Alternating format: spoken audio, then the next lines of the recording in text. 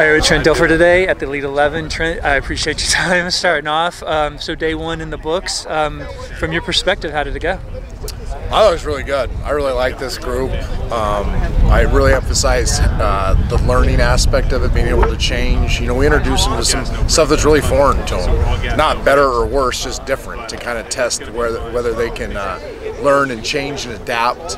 And this group is really, really good at that. I can give you 100 examples of guys that, you know, weren't familiar with something, didn't do something very well, and then got coached up, and the next rep did a textbook. So I think that's part of the secret sauce of getting better and you know, meeting your potential. And I was really pleased with this group. Excellent. Now, coming into the Elite 11 with all the competitors, just as a group, I always ask you this, but how do you kind of break them down? I mean, there's a lot of throwers or dual threats, or what do you see? I mean, again, as everybody knows, I don't follow the rankings and all that stuff very closely. I really like this group. I think they're really good passers. They're very productive. They're very competitive. And again, I like this group because they learn. They're willing to get out of their comfort zone a little bit and try new things. Grant Cannell's a great example. I mean, I know he's, you know, highly touted and has had a ton of success, but he's got some stuff he's got to fix.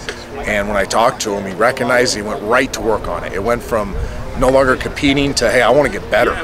And you know, those are the kids you're looking for. Dylan Morris, right from the get-go, had a little flaw in his drop. We fixed it. Every drop after that was perfect, and he was so fired up because he felt better about it. Ryan Helinski, same way. Graham Mertz, the depth of his drop.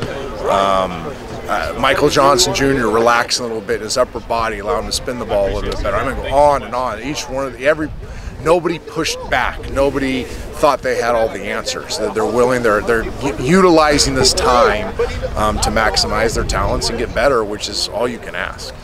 You mentioned a lot of kids that stood out to you in a positive way. Were there any other things from the drills that kids maybe impressed you with in person that you hadn't seen before with him? I hadn't seen Leah throw in person in a long time. I mean, it's obviously like his brother. It's ridiculous. I mean, it's just they got a gift. So Leah was really impressive, and Leah did some other things too. You know, again, extended his drop. His timing was better. His eye work was really good. Zach Calzada, is that how you say it? Yeah. Zach Calzada.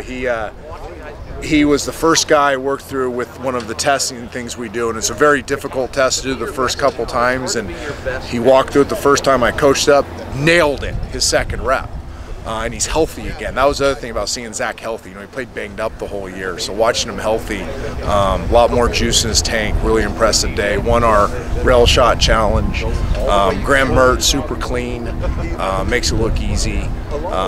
You know, I want to go through everybody. I really was not disappointed in anybody today. The guys that started off, like Rojo was thrown into the wind early. It didn't look that great. We switched it around a little bit, got some confidence, had a really good day the rest of the day. So you got to look at the whole picture, and overall, a lot of guys stood out. And it's so early. There's so much more will reveal itself as we go through pro day and then ultimately 7-on-7. Now you have some what I would say all-stars that are the counselors that are here from the collegiate level. How did you think of their performance today? Well, I think the coolest thing, I mean, to this day, one of my favorite moments in sports is Jalen after the national championship game. Second favorite was Tua making the throw in the second half. But that relationship, I think, is really cool, that they're both here and they support each other and they're buddies. And, they're both competing and really showing this group what team-centric thought process looks like.